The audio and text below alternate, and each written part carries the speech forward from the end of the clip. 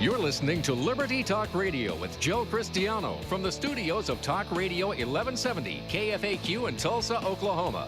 Also, you can hear Joe by visiting our website at libertytalkradio.com.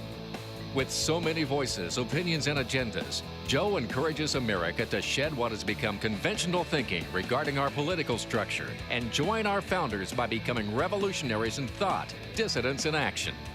Join Joe in the march toward freedom from tyranny. Visit our website to learn more and join the conversation. Now, here's Joe Cristiano. Welcome, everyone. Good morning. This morning, I'm sporting a Zorgology t-shirt. In fact, an official Zorgology t-shirt. In fact, let me turn around so the camera can get a good shot of it. So if you see this on the internet, you'll see exactly what it looks like. How does it look? Okay, we're on. The subheading to the Zorgology t-shirt, actually the philosophy, is this. Free the mind, your body will follow. Free your mind, your body will follow. Think about that. Free your mind, your body will follow. Now, we hear so many little cutesy sayings. They sound good. They mean very little. In other words, there's very little substance behind so much of what we hear. I just hope that this program doesn't give you fluff. I hope everything that is said on this program is hardcore, quadruple X in logical thinking. Now, for those of you who may have missed the last broadcast, I admitted to the fact that I am not an Earthling. I came from the planet Zorg. Now, the planet Zorg, for you who are unfamiliar with that planet, is almost identical to the planet Earth. The only main difference is that everyone on that planet thinks critically and speaks logically. It bears repeating. They think critically and speak logically. Everyone. You ask, well, what happens if someone doesn't? Well, that's what happened to me one day. I said something that was illogical. I wasn't thinking critically. It came out of my mouth. It was a mistake. They tolerate no mistakes, zero tolerance. I was placed on a rocket ship right to the planet Earth, and this is where I reside now. You see, most people on planet Zorg consider Earth as the insane asylum for that planet, and that's where we are. If you want to know why you're angry, that's the reason. You are angry, and everyone else is angry. For example, the Tea Party may have hundreds or thousands of people show up at the rallies, and everyone's angry for a different reason. Now, I have to agree with every one of them. They all should be angry, but they do not know why they're angry. Now, I went to one of those rallies, and I interviewed them, and everyone had a different agenda. Everyone was, in fact, many people were in conflict with the person right next to them, but they stood together in anger. See, the problem is, folks, is that we don't think critically, and we don't speak logically. And the only way that you could possibly do that is you first must free your mind. Then your body will follow. When we say your body will follow, we don't mean weightlifting. We mean the actions that you take. If I, for example, believe that a political party is the end all and the solution to all of our problems, and another political party is the cause of all of our problems, of course, that would be thinking not very critically and illogically. I will take actions to support that political party that I think is the solution. Does that sound like someone you may know? And that person you may know, you may recognize. All you need to do, look in the mirror. Now, I'm here on this planet because I fouled up.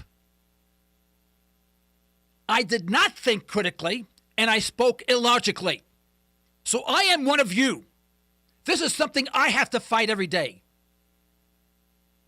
As I said in several of my broadcasts, I've been doing this for 6 years, folks. I've been screaming about this for 6 years. The only way that we can truly start thinking logically and critically is if we shed our belief systems. Now, please, every time I say that, I get hate mail. I'm not talking about your religion. I'm talking about, well, I certainly believe that their party's a good party to people. The other people are a party of big business. All that garbage that we hear.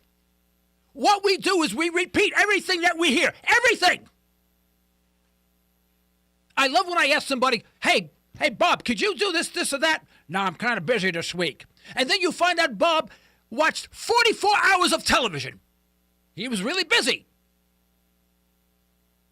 And while you're watching the 44 hours of television, what are you getting? Entertainment? No. You're not getting entertainment. You're getting indoctrination. Recently, I was speaking to a financial advisor of a big company. Bright guy. Better education than I had. Probably got better marks than I ever had because I ain't too smart.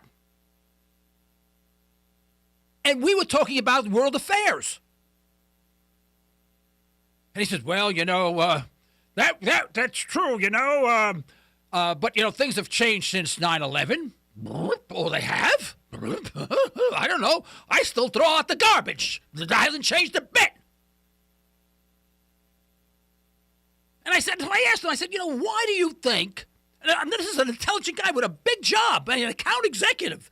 I never had a job like that. I was the guy who emptied a garbage pail. I said, why do you think people would get in an airplane and crash it into a building? He says, well, that's easy. Because they hate our freedom. Oh, my God. I said, thank you very much. Conversation was over. It is that type of thinking. Once we stop and really think about it. But see, we have no time to think. There is no time to think in this country because we may miss a segment of Dancing with the Stars. And God forbid we miss that segment. Life will not be worth living anymore.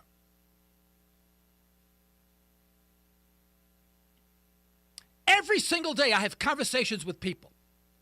And I don't argue with them, but I listen to them. Now, on occasion, I do something stupid, like I open my mouth. I don't ask a question, I make a comment. I go, what do I make a comment for? Because it turns into an argument. All I do is try to ask questions. Now, I haven't taped these conversations. That's what I should do. I should tape these conversations. In fact, producer, we're going to tape these conversations from now on, okay? I'm going to bring my iPhone. I'm going to put my iPhone on. They won't know I'm taping it. Now, I won't divulge who the person is. Usually, I don't even know the person's name. And then what I will do is I will ask them a very simple question and then see what their answer is. And I will play it on the air. And you know what she'll say? Boy, that's awfully stupid. Where is that guy, man? Where his brains rotted somewhere. He's been drinking too much coffee, you know that. But that's the way we think here in America. I remember, in fact, I remember, but I regret not going to Seattle when they had the riots in the street because of the World Trade Organization, WTO. I regretted not being there. To this day, I don't know why. I don't do that. I've never participated in street riots. I wanted to be there, and I never went. Now, the people that were in the streets rioting were criticized. They said, well, there's no cohesion. There is no cohesion among these people. They're just rowdy people. They're just looking for an excuse to break windows and just be rowdy. Everybody here for a different reason. They all have personal agendas. Well, of course we have personal agendas. We're persons. We're not dogs. My point being is that every one of those people at the WTO riots back, was that 1999 or 1990? 1999, I think, whatever it was. They were all angry. That's the point. They were all angry. But most of them really did not know why they were angry. Understand that, folks. You are angry. Most of my listeners, all of my listeners, should be angry. If I'm angry, you got to be angry. My father used to say, God bless his soul, he used to say with his Italian accent, and he made sense. Everything my father used to say, I thought he was nuts. And as I got older, he was a brilliant man. He became brilliant when I got older. He used to say, hey, Giuseppe, when the boss cry, everybody cry. He said it all the time. But he's right. We all should cry. We should be angry and double angry when we don't know why we're angry. And the purpose of this program is try to identify why we are angry, not to vilify a political party or a person. I don't care. I'm going to admit to you publicly, I don't watch the news. I don't listen to the news. People say, you're a talk show host? You don't what? How could you do that? How could you possibly be a talk show host talking basically about politics and not listen to the news? This is because it's noise. It's irrelevant. It doesn't make any difference. I want to talk about the principles, not about the day-to-day. House Bill 1524 should have been 40%, not 45%. That makes no difference. Whether the legislation said it's be 40 or 45% of whatever it is, you're still angry. What I want to know is, why are we angry? That's all I want to know. Why are we angry?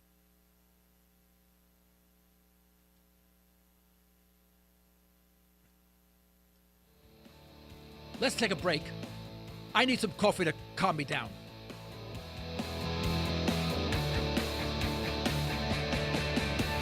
You're listening to Liberty Talk Radio, the voice of freedom in an America filled with a self-serving federal government operating oversized budgets that threaten our liberties. Joe would like to hear your comments. You can email Joe at comments@libertytalkradio.com. We're back with Liberty Talk Radio. If you want to join in on the conversation, call us or find us on Facebook or Twitter. Or visit our site at libertytalkradio.com to join the blog. Now, here's Joe. You know, one thing that I do very poorly, I do a lot of things very poorly. Yes, my friends, my wife, and my relatives, you know, they have a laundry list for you. In fact, they'll bore you with it. But I have to tell you, at least advise you, what our telephone number is. It's a beautiful number. It's 855-866-1170. That's 855-866-1170. Our email address is comments@libertytalkradio.com. I should be saying that every 2 minutes. 855-866-1170. I'd love to hear from you. This program is not for me. This program is not to appease my blood pressure. Quite frankly, if I did not broadcast, I think I would just explode. At least I'm venting. But vent back to me, and maybe our blood pressure will go down together. But I want you to think once again, free your mind, your body will follow. You need to shed yourself of all of these belief systems that we've learned in school, I don't call them schools, internment camps for kids. Get those kids away from the parents before they become contaminated. Now, I know what some of you are saying. You say, you know, Joe, you say we come from the planet Zorg. You're wrong. You know, I was born in county hospital in Kansas, you know, and I know that for a fact. I got a birth certificate that says I was born there. So you can't tell me I was born in Zorg. You're just full of garbage. That's what you are. Your brains are like, you know, those eggs that you see when guys have drugs, you know. That's what your problem is. That's what your problem is. You know that. Well, see, what you don't realize is that your parents actually came from Zorg, but they won't tell you. You may have been born in the county hospital in Kansas somewhere, but your parents, well, they'll never admit it to you. They don't want to frighten you. if you think uncritically and you speak logically, you came from Zorg. Because that's where we come from. We all came from there. This planet was not inhabited until we came here. I could probably do a 20-week program of all the idiotic things that we say that have no substance, that guide our action, a belief system that guides our action, that makes us go in a certain direction. Some of them will generate a tremendous amount of hate mail. I won't say all of them all at once because I can't handle all the hate mail. But I don't mean that to disagree with anyone. I only mean that so that people will start thinking. I want to give you a couple examples. We hear so often that we need to return small-town America to what it was. We need to nurture the entrepreneur in small-town America. We need to encourage people to become entrepreneurs of yesteryear.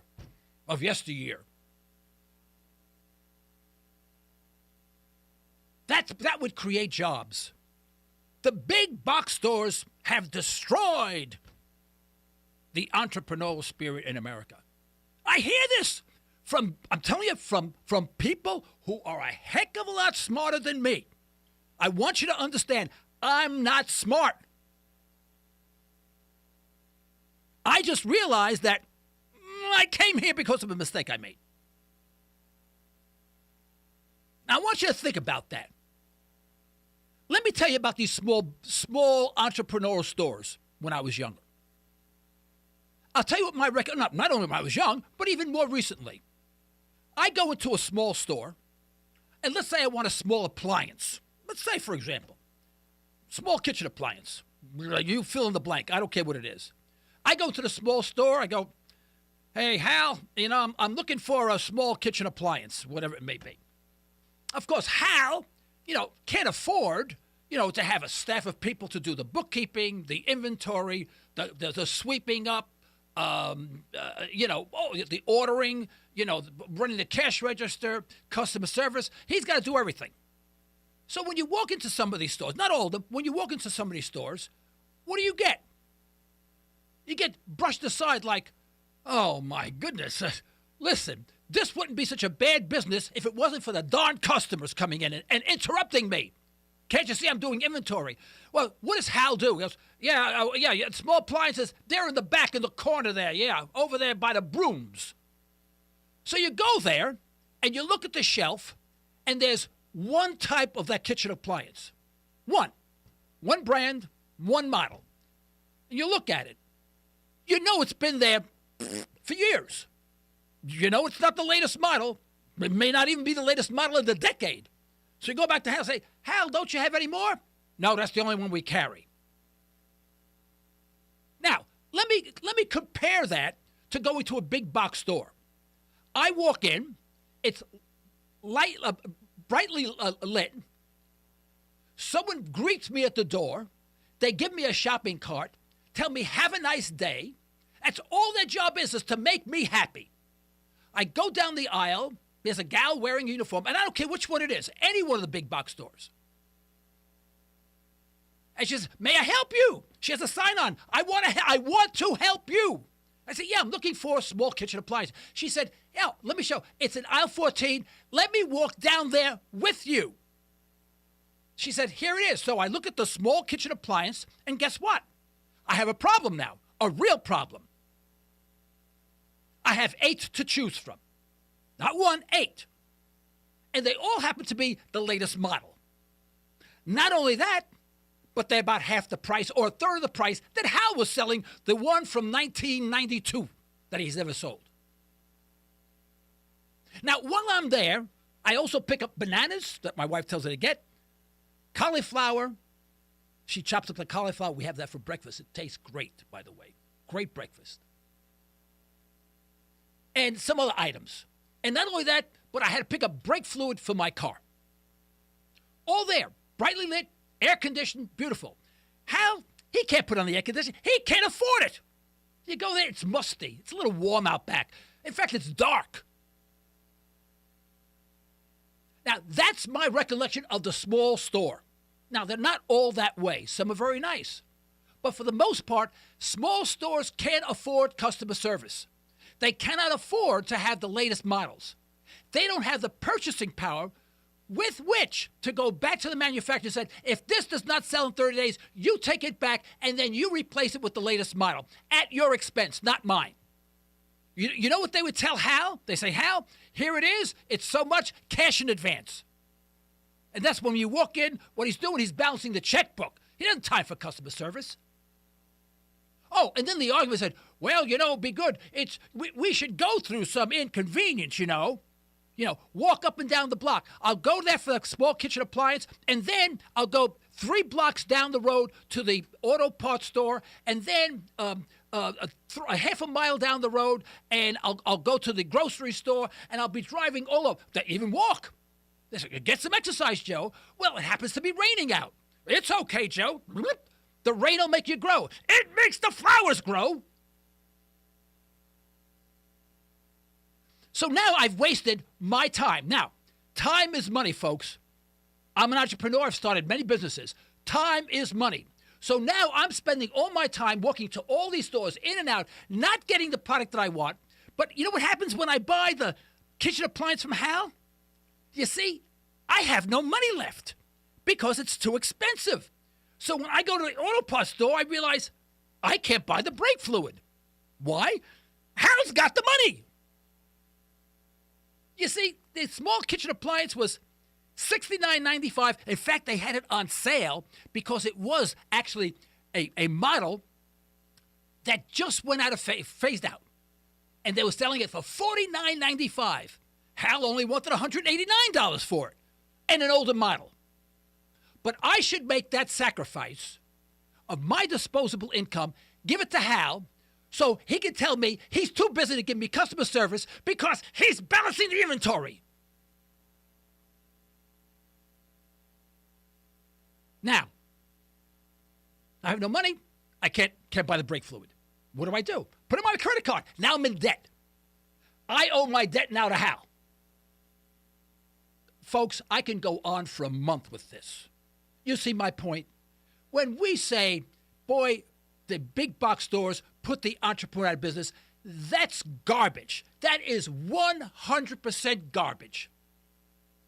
Because in business, it is your objective to have no competition. I'm going to explain that to you. But first, I want to remember 855-866-1170. Call into Liberty Talk Radio. I'm your host, Joe Cristiano, 855-866-1170. Your emails to comments at libertytalkradio.com. And you better write to me because I know who you are. Don't let me write to you. Now, where was I? I forgot where I was. I actually forgot where I was. Where was I? Yeah. Oh, yeah, the box stores. Now, we say we should frequent these box stores. They should have no... and they say, oh, no, where I was, I'm sorry, producer. What I'm saying is that they say that the big box stores put the entrepreneur out of business. That's garbage. Another belief system. You know why? Someone says that, that big box store put Hal out of business, They're bad people, real bad people. The big box store just created 220 jobs out of that town, Hal didn't hire anybody. You know why? He didn't have any money. Now, did a big box store put him out of business? No. And let me explain why. There's 2 ways that you can eliminate your competition.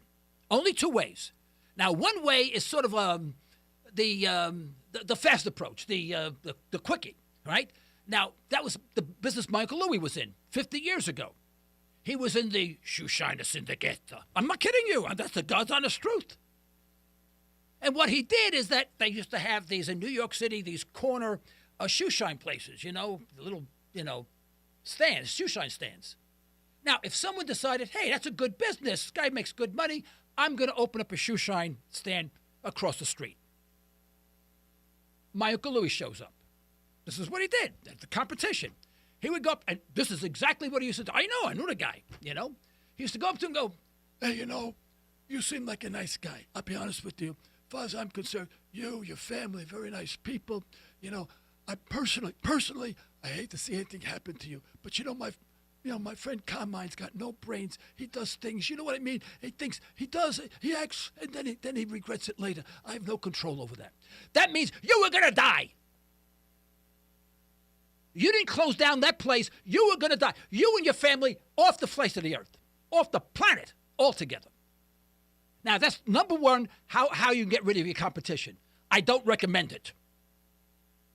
And by the way, in case you're curious, it's illegal and immoral. And it's just not nice. Now, here's the second way.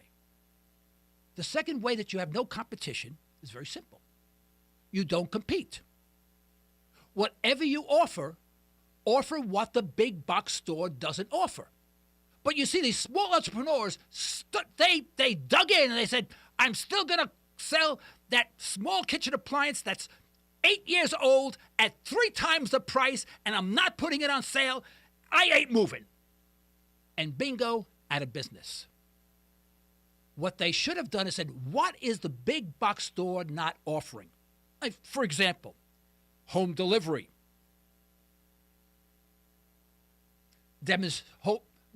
store demonstrations, specialization, maybe high-end kitchen appliances, ones that the big box stores wouldn't handle, but the real high-end ones, where there's a good profit margin, where you don't have to sell as many, that you could have the factory rep come and give demonstrations where people would come to buy gifts and whatever. Now, would your volume be the same as the big box store?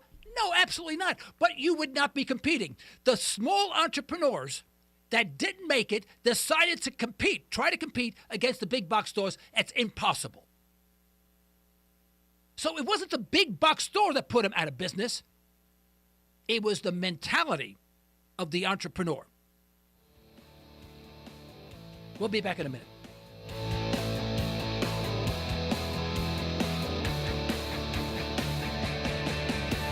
You're listening to Liberty Talk Radio, the voice of freedom in an America filled with a self-serving federal government operating oversized budgets that threaten our liberties. Joe would like to hear your comments. You can email Joe at comments@libertytalkradio.com.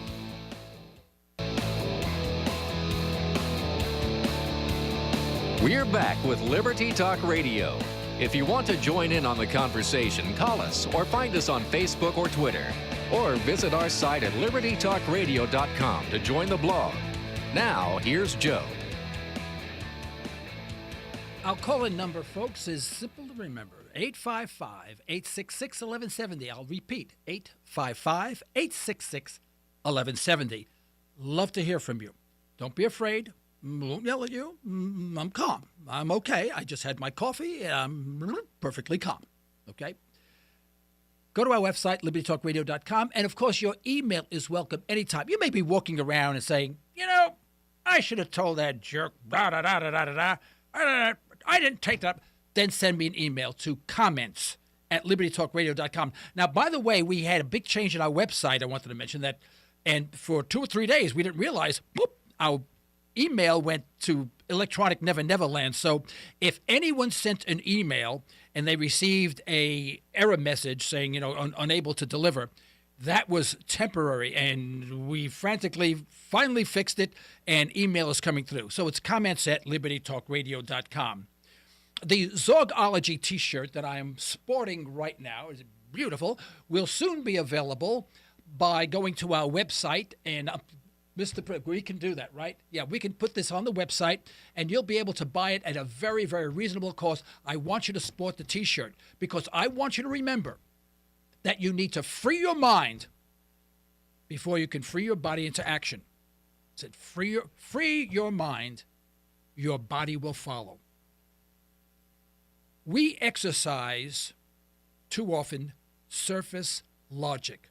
That means what sounds good, sound bites, we're good at that. You know, we are great, and there's thousands of them. I'm not going to take the time, and you know what they are. Unfortunately, most of us have used them, including myself, until you go, boop. That's how I wound up on Earth from Planet Zorg, because I repeated a soundbite. There's zero tolerance on the rocket ship, bingo, to the insane asylum, Earth. That's where we are now. If you're angry, you should be angry. I want you to be angry. You know why? Because I'm angry. If I'm angry, everybody's got to be angry. If you're not angry, something's wrong. You don't belong on Zorg. You may not have come from Zorg. You may be one of those very rare creatures, actually, whose family roots are here from Earth. I've never met anyone there yet, but it could be. Now, when you think about thinking critically, you must dissolve every belief system that you have. And again, don't go to religion. I'm not going to religion. All the stuff. I can't tell you how many times people come up to me and they go, I would do that, but I'm a, and they mention a particular political party. It makes no sense. They'd like to do it, but they can't because they are of a political party. It makes no sense. Let me give you another one of my favorites. This is my favorite. This gets me so angry I can't see straight. They may have to calm me down. Strap me down when I say this, please. I won't take it. I'm going to stand up. Well, it's your obligation to vote. I vote because it's my obligation to vote. What a dumb statement that is. What a dumb statement. No, read the Declaration of Independence and read the Constitution. It is your obligation to dissent against a government that's abusive. And boy, we got a government that's abusive. I mean, you know what newspaper I read once in a while? Pravda. Pravda that's the Russian newspaper. They have an English translation edition on the internet. And one of the last issues that I read, they actually spoke about America's march to communism and how insane we were. This is Pravda, folks. This is the one that we vilified. Oh, the Russian newspaper. They look at us like we are nuts. Think about that. So we say, oh, communist Russian. Russia's going, yeah, we're communists, but we don't like it. That's where you're going. And we go blissfully down the road to communism. It's all surface like. Let me give you, I was at a business meeting the other day. They don't like me there. I know you wouldn't believe that. They don't like me. Because I disagree. They would prefer to be happy. I'm not happy. If I'm not happy, I make everybody in the room unhappy. The moderator of the meeting was talking about a book that the former, I think, a secretary of, welfare or something like that, of Robert Reich. I forgot his title. Someone help me out with that. But Robert Reich is on TV a lot. He's written 23 books or something. And he was outlining his latest book, I think Outrage or something like that. And he was talking about all the statistics about how the rich are getting richer and the poor are getting poorer and the gap and the da-da-da-da and statistics. And you want to know something? I didn't disagree with the statistics. They're probably all correct. Here's the problem. If we can define the problem, we can work towards a solution. We never define the problem. So I'm listening to all this, and I'm not disagreeing. I said, I agree. People were shocked. They said, Mr. Cristiano disagreed. He must not be feeling well. I said, after I agreed, I said, but what's the problem? Well, they went on to, this legislation. I said, no. What's the problem? Well, they all admitted, in a sense, that the government is sort of the problem. I mean, it snuck out. They said, government, shouldn't have done any government, But after they said that, they said, well, what's the solution? I go, wait a minute. Wait. I want to talk about defining the problem. We can't talk about the problem until we know what the problem is. we can't get a solution until we define the problem. And I want everyone to admit it's the government. Well, they said, all right. One guy got up and said, all right, wise guy. All right, right guy. All right, he said, it's the government, right? He said, let's take the pharmaceutical industry. What if there was no government and people made whatever pills they want and people took pills and died? All right? Surface logic, idiotic. Think about that. And I hear that all the time. Well, if we didn't have a government with all of the regulations on the pharmaceutical and the FDA and the Drug Administration and testing everything, people would be taking pills and they would die and it would all be go on and on and on. I go, now, really think through that. Let's assume there was no FDA, no nothing, no regulation at all, which I'm an advocate of. Zero regulation unless there's a private regulatory body doing it. And someone's getting paid to do it. And they're making money on it. All right, you go to a doctor. Doctor says, you have this, and I'd like you to take this medication. Now, let's assume for a second that medication gets you ill. Really ill.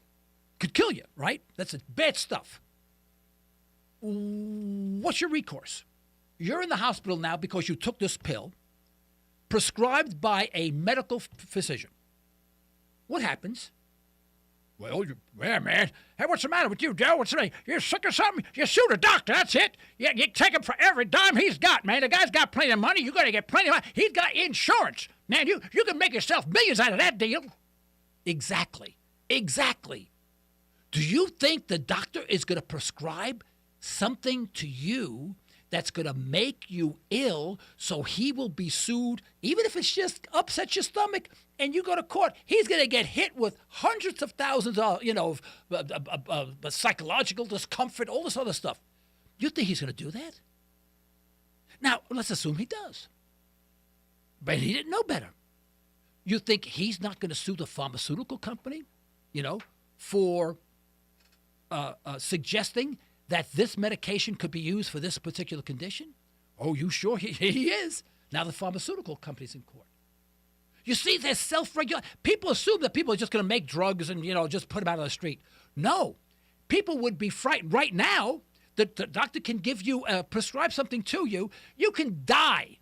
They say, well, it was approved by the FDA, so, you die. Well, you die. It's your time. It was your time to go. Everyone's got their time to go. You know what I mean? And that was just your time. The good Lord said, this is your time to go. You take the blue pill. You go. You see, there is regulation in there, but the regulation is a lot more strict because the physician is going to be a lot more reluctant to prescribe anything. And today, I know people take 11 pills in the morning, 13 at night. I'm not kidding you. Ask around. Ask people how many medications you take. They take medications that counteract other medications, and they are sick of medications. But they've all been approved by the FDA. You see what I mean? But if the doctor knew that if you took this pill and you were going to get sick, guess what? Bingo! In court, they wouldn't do it. They would make certain, beyond a shadow of a doubt, that this medication is in fact going to assist you and not make you sick. That's more regulation than you would when the FDA gives a blanket approval. So you always have regulation. People say, Joe, you're against government. No, I'm not. I want very, very, very strict government. But most of that government comes from self-government. Doesn't come from a regulatory body 2,000 miles away filled with people who are there because they're enhancing their wealth at our expense. But I go back to free your mind. Your body will follow. Once we say, well, I know government ain't all that good, they do some really bad things, you know what I mean? But we need government. It's like saying, well, the mafia is bad, the organized crime is bad, but we need a certain amount of organized crime. Keep things even, It makes no sense. That's surface logic. That's illogical. That's why we're here on Earth, and we're not on planet Zorg. I want to go back. They won't take me. And I figure if I have this radio program, sooner or later they'll listen in and they'll say, ha, this guy has repented. I'm gone. You'll never see me again. When I disappear, you'll know where I am. And I'll call everybody, give you my address on Zorg. Surface logic is going to destroy this nation. And I'm not saying, I do listen to some talk show programs, et cetera. Well, I do, once in a while. But there's too much fluff of fluffy things that we should do and things that we should understand. And it's fluff. I don't want this to be fluff. I want this to be real, something that you can take with you and say, damn it hurts. It hurts. It hurts for me not to believe what I've been believing. This takes an epiphany. It's a neurological change. I want you to go through that. Because without it, you won't know. You'll be like all the people, the Tea Party, the rioters, the street people at the WTO. They're angry. They're angry, but they don't know why. The only difference between me and most people, I'm angry, but I know why. I know why. I can document why. I can write books on why. I can prove why. But when you're angry and you don't know why, that's when frustration sets in and you're vulnerable to someone coming in. That's what happened in Germany, right? Bingo! Guess what they got? And we will elect someone so horrible in this country, they will destroy the nation. Because we are angry, frustrated, and we'll vote for anybody that we believe is going to save us. No one's going to save us. Like I told you, Planet Zorg, no problem. We have a president. Doesn't do anything. In fact, there's no White House. There's no house at all. He has an apartment. That apartment, he's an apartment 4F, and once a year we buy him a new suit. Not an expensive one. We don't want to spend that much money. Nice guy, The rest of it, he's on his own. No expense account, no cars, no protection. In fact, everyone feels sorry for him. People, he goes to a coffee shop. I'll be honest with you. People buy him coffee, not because they respect the position of president, because they feel sorry for him. They know it doesn't make any money. That's the government on Zorg. That's the government we should have here. They used to say, well, the President of the United States is the most important job in the world. You know that. It's the most difficult job, and it's the most responsible job in the world. And, I can't even imagine how difficult that job is. It is not the most difficult job in the world. Whereas my mother had the most difficult job. She raised me. When President gets up in the morning, what happens? There's someone there. Mr. President, here are your slippers. No one gave my mother slippers. My mother raised a family, kept the house together, kept my father from flipping off. My father worked 24 hours a day, kept everyone together. She was responsible. She was a financial manager. She was an inventory manager. She was a psychiatrist. She was a child psychiatrist. She was the one that loved us so much that we stayed together through thick and thin. She had a tough job. The president? Easy. Gets up in the morning. Guess what? Breakfast is there for him. My mother made breakfast not only for herself, but everybody else. You ran out of food? She got up, she used to walk to Charlie's every day. Everyone thought Charlie's was the grocery store in New York. Everyone thought she was having an affair with Charlie. And we used to tease her, you having an affair with Charlie? You go there every day. Yeah, we used to tease her, she used to. But my mother didn't even drive. She didn't drive. She didn't have a driver's license. Never drove a car in her life. She took care of everybody. My mother had a tough job. The president, he goes out, limousine. My mother, she walks. Don't tell me the president had a tough job. Well, look at all the decisions. Let me tell you what the president's supposed to do. Guy comes in, president's sitting there. He's having his coffee, his donut. That's all he could afford because we don't give him any money. And he goes, Mr. President, country A just attacked country B. The president would say, that's nice. I don't know why you're telling me. I'm not finished with my coffee. I'm enjoying my donut. Now I'm hacked off. Please leave. That's it. You know how I know that? Because I read the president's job description. Yes. And we all have it. We all have a copy of it. It's called a Constitution. And guess what it says? Government has no power to do anything. That's it. Look at the times no and does not and cannot appear in the first couple of pages of the Constitution. Does not, cannot. Has the power to do nothing. Easiest job in the world. President's job. I want to be president. I want an easy job. Radio talk show host, tough job. I worry about this all week. 855-866-1170. Here, let's take a break.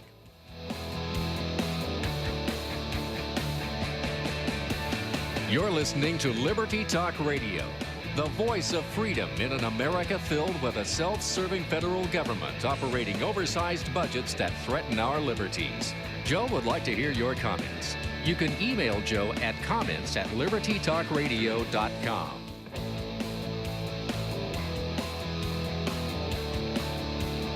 We're back with Liberty Talk Radio. If you want to join in on the conversation, call us or find us on Facebook or Twitter. Or visit our site at libertytalkradio.com to join the blog. Now, here's Joe. 855-866-1170. I'd love to hear your calls. We only have about 4 more minutes, but 855-866-1170. We can take a call or two if we can make it quick. Of course, the email address is comments@libertytalkradio.com. Comments@libertytalkradio.com. Go to our website, libertytalkradio.com, and get all the information you need. And here we are at the studio, 1170 KFAQ. The one subject that I'd like to close with is regarding Memorial Day. Sincerely, I hesitated even bringing this up. It is an incredibly dangerous place to tread. We hear over and over again, this is a time for us to remember those who have given up their lives for our freedom. And I cannot disagree with that at all. And I sympathize with families who have lost people at war. But I want to think about that for a minute. What about those wars that were not real wars? They were acts of aggression on our part. I'll give you a couple examples, and there are many, many more. Vietnam, where we decided to defoliate an entire beautiful nation, killed millions of people. What about Iraq? Oh, by the way, under false pretenses. The Gulf of Tonkin incident never occurred, and now they admit it. Millions, 55,000 soldiers killed. Was that for our freedom? No.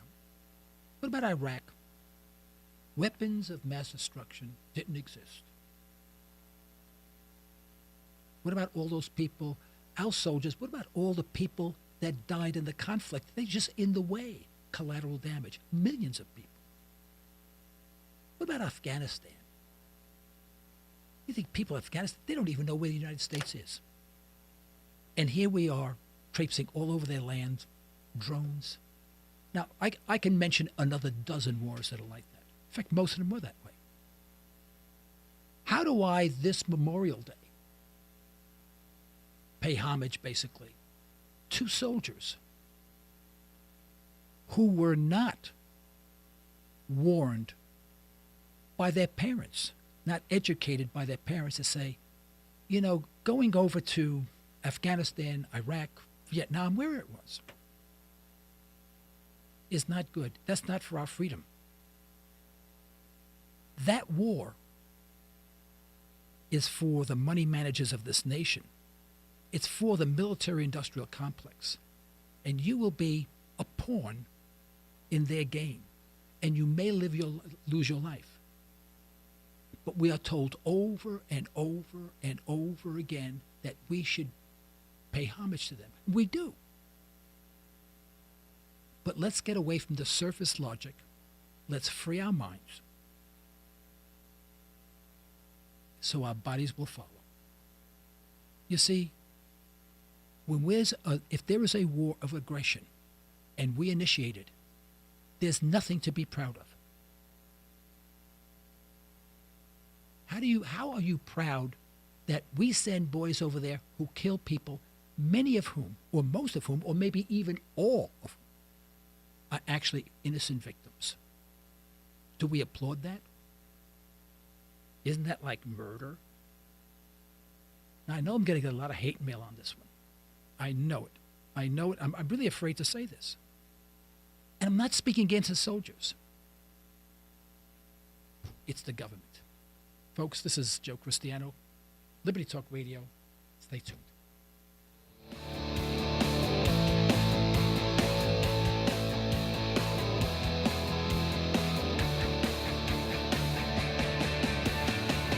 You have been listening to Liberty Talk Radio, the voice of freedom with Joe Cristiano.